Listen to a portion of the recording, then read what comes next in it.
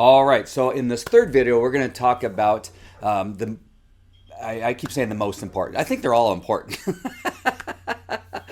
It's not the most important, but it's equally as important as the other steps that I had talked to you about.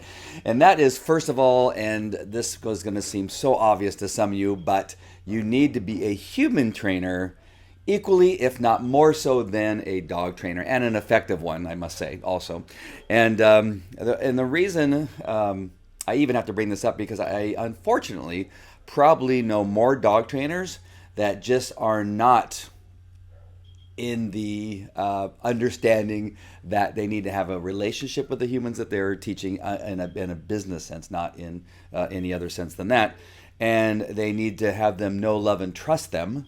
That is something else they need to understand.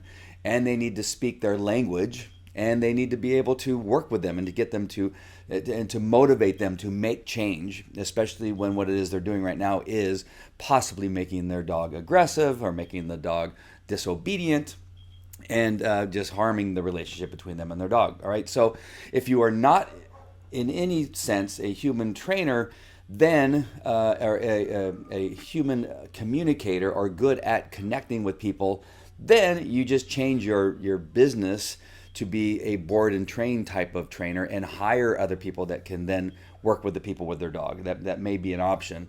Or just the place that may be a subcontractor to other dog trainers and say, hey, when you have a dog that needs to be board and trained, because I don't really enjoy working with people, and that's okay if you don't, they may subcontract with you and give you the dog as long as they trust you that you will take care of the dog and do it humanely and do it in a way that matches their concepts and what they believe should be done with the dog. All right. So in doing so, and if you've never done this before, there's going to be a few things that you need to do to make sure that your first impressions, wherever you're at, are those where people begin to know you. And that's where part of the know, love, and trust you part of it is that you want them to get to know you. And as they get to know you, they will then begin to trust you. And one of those things is having a story memorized and written down, your story, who you are, why you got in the dog training business, maybe some story of maybe how a dog saved you from anxiety or even saved your life, as in the case of my dog. My police dog saved my life. That is part of my story, and my dedication to him is that I'm gonna continue to help people with their dogs to create a loving and respectful relationship. So you can see really quickly there, I gave you part of my story, and it's one that I think that most people can connect to. All right, so if you were one of my customers, they say, how did you get started in the business? I said, well, I was a police canine handler, and I had a passion for training dogs and training human beings. And in particular, my dog saved my life. Without him, a gunman would have shot me as I entered a garage, and I would not be here on this planet to where I could care for my children and my wife. And for him, I dedicated the training of my dog training business to him, to make sure that I would continue to build a loving and respectful relationship between other people and their dogs. All right, so there was a very quick synopsis of my story. It wasn't the complete story, but it was enough for you to know who I am, why I got in the dog training business, and it's even though it's just part of my story, it is enough for you to begin to make this connection to me and go, wow, that's a pretty cool story. I didn't know you're a police officer. I cannot believe the dog saved your life. Can you tell me more? And it begins the dialogue. Do you see what I'm saying? So my story happens to be probably kind of unusual and on the edge of being somewhat spectacular, but everybody's story has a way of making a connection. It doesn't matter how you feel it is. You may feel, it's kind of boring. It's probably not. To other people, it may be very interesting. And again, it's not about that. It's not about how exciting and thrilling it is. It's about how do people perceive you? How do they get to know you? And that's opening yourself up with your story that's going to begin to make that connection between you and your client. All right, so that's number one. Make your story. Write your story. Write it out a couple times. Read it the next day and change it. But come up with a story, and one that you can tell people, that you can repeat, just like I did. All right, I had no script. I didn't even plan on doing that. It just came out because I've done it so many times. All right, another thing that's similar but not the same thing, it's your 30-second elevator pitch. And that is more like if you've not heard this before, this concept before, it's if you're on an elevator and somebody says and sees my logo on my shirt and says to me, hey, I noticed you have what's Falco Canine Academy? What's that all about? Well, for 30 years, we've trained police dogs, bomb dogs, detection dogs for bed bugs and that kind of thing. And in the meantime, we've also been training pet dogs for several years. We we are famous for helping people with dogs that have special issues.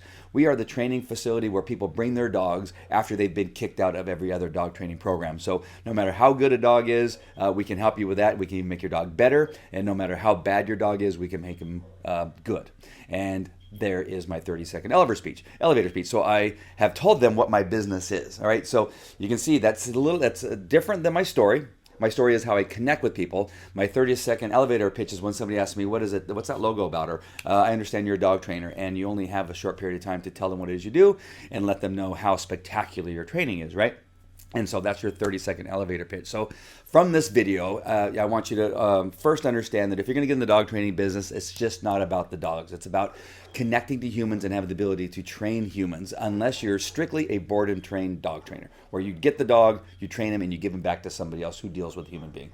That's separate. But if you're going to be the dog trainer that deals with people on a group training environment or privates, or in-home visits, whatever it is, the human is going to be the person that you're going to need to train, need to work with. You want to make sure and get your story down. And you want to get it down so well that you could say it without having to read it, and it sounds sincere and it's truthful. Number one, it's not a lie, and doesn't try to make you sound conceited either. You can go over the line sometimes, so you want to kind of pull it back just enough. Still give them, like I'm a 5-time #1 best-selling author. 3 of those books are international best-selling. You see, if I start with that, sometimes it can sound like I'm bragging. It is the truth, but it's not something that's in my story when I'm trying to make a connection. It's in some of my other stuff that people can find so that it can then begin to build my expertise. That's a whole separate subject, which we'll get to later, but not when you're trying to build a connection and that you want to be the human trainer that they've been looking for to help them with their dog. All right? All right, so if you want to get into our membership site, do not forget to put your name and email address, submit it, so that way we can make a connection. I can send you information of how to get into the membership site. I can also send you some other great stuff, some great valued stuff for free, and let's get started. All right, put your name, email address, and I will see you on the inside. All right, I will talk to you later. Bye-bye.